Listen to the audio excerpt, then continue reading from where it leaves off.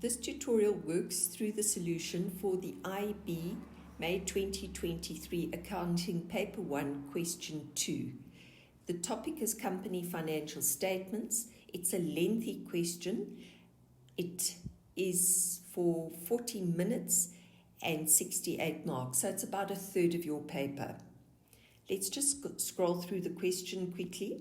We're provided with information relating to a company. We've got some balances from the pre-adjustment trial balance. We've got some transactions related to shares, dividends, and tax.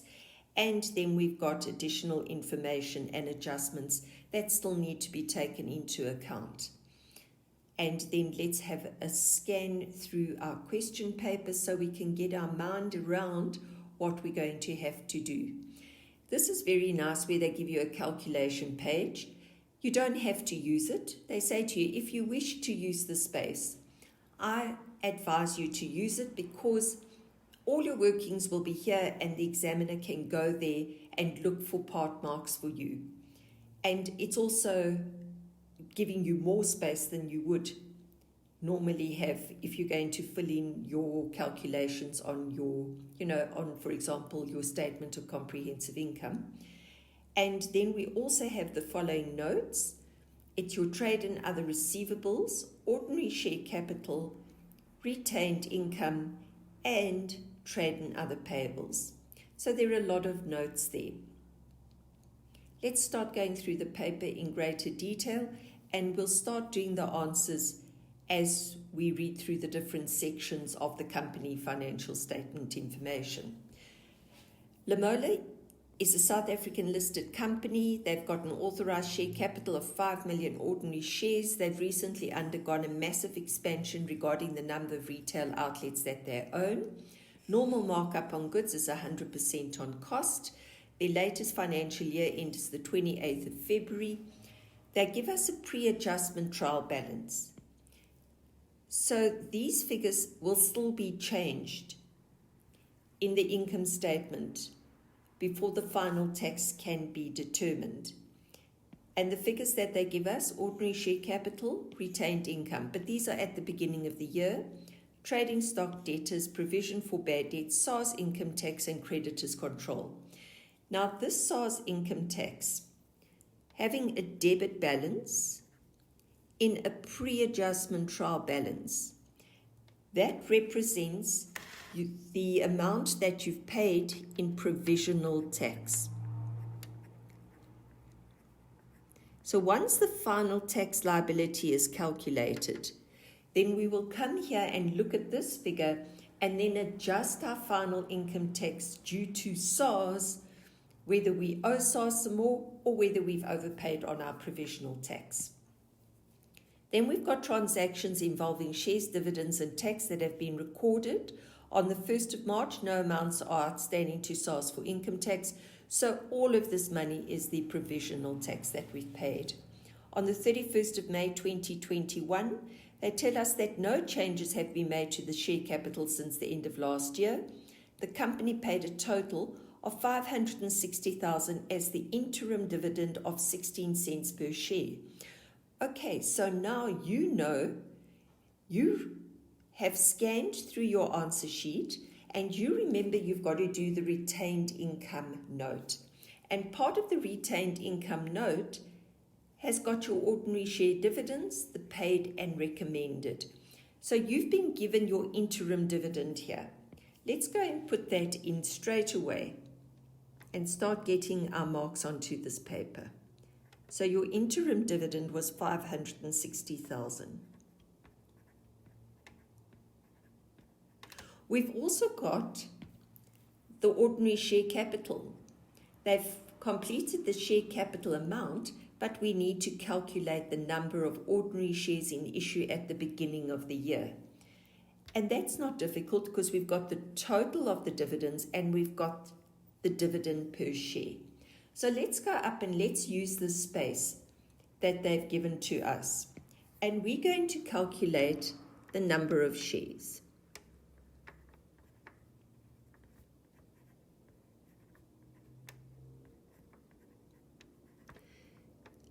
The interim dividend was 560,000. We're going to divide that by 0.16, and that will give us an answer of 3,500,000 shares.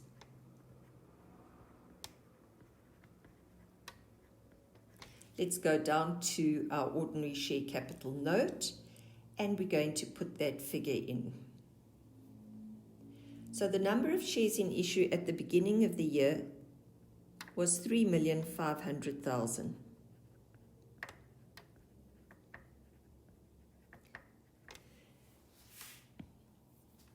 On the 31st of August, Lamola issued 700,000 shares at 11 Rand each.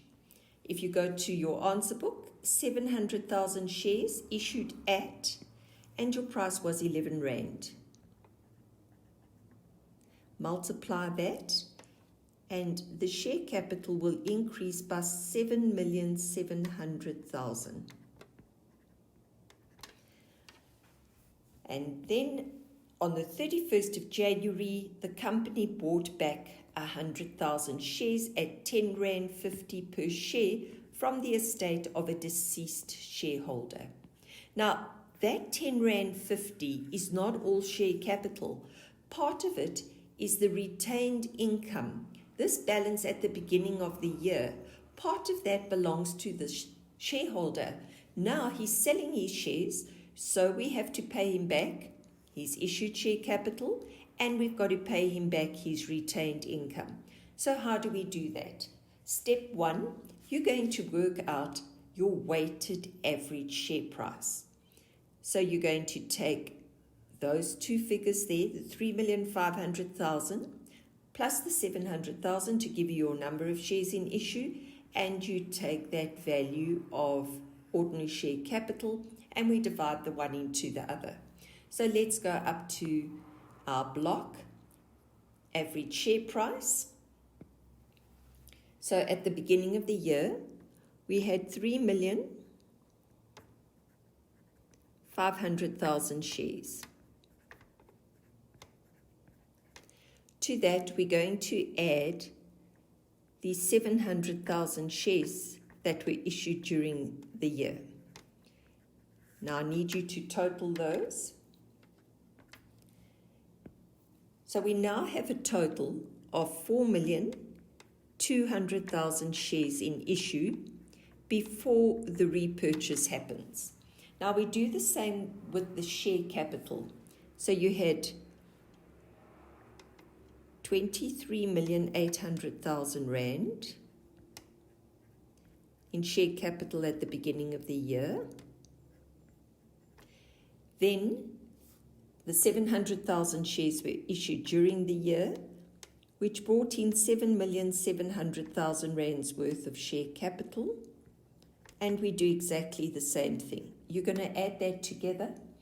Now your total share capital is 31,500,000.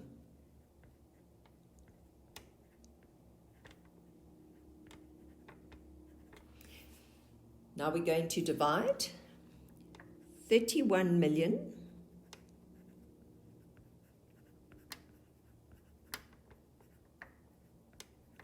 divide that by your 4,200,000.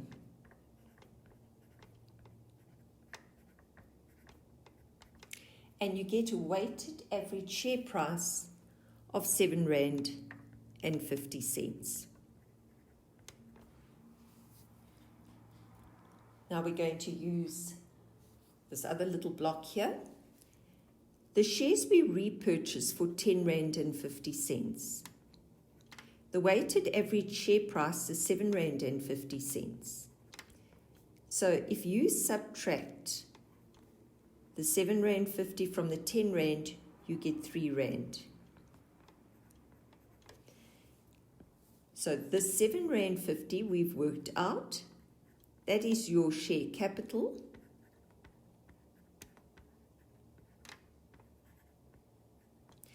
And the 3 Rand extra will be your retained income. Okay, we've got that sorted. Let's go down into our note and we can put this into the note. So 100,000 shares repurchased at, that is the weighted average price, which we calculated to be R7.50.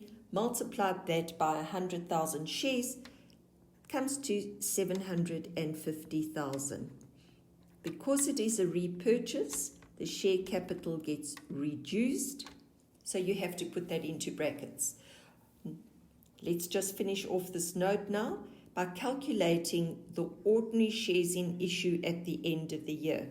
So it was 3.5 million shares plus the 700,000 minus the 100,000, and your calculator should tell you that you've got 4,100,000 shares in issue at the end of the year. Okay, let's go down and finish off this retained income note. And we need to do that repurchase of the shares. So repurchase.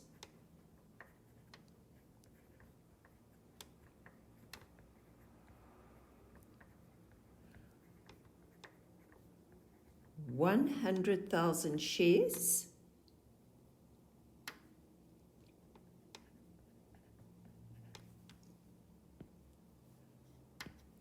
at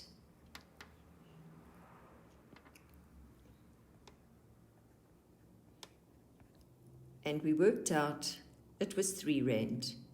So 100 multiplied that by R3, and this is going to go into brackets because we're paying out the retained income.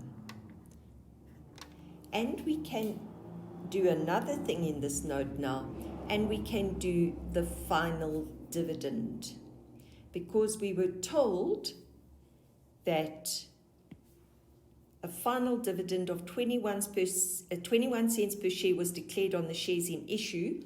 We've got the final number of shares in issue, and we know it was 21 cents. So do it straight away. 4,100,000. Multiply that by 0.21. So your final dividend was 861,000. Total those two dividends, 1,421,000. Don't move on to the next question yet, or the next adjustment, because we haven't finished here. You've got this recommended dividend. It's only been recommended, it hasn't been paid. So you've got this trade and other payables note sitting here. Straight away, put in your shareholders for dividends.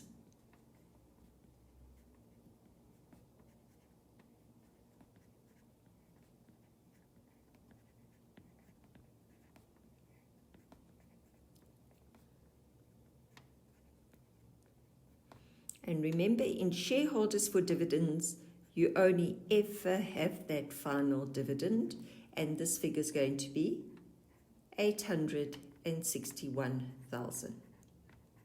And we've completed the first section. We just now have to go and work through these adjustments, numbers 1 to 9.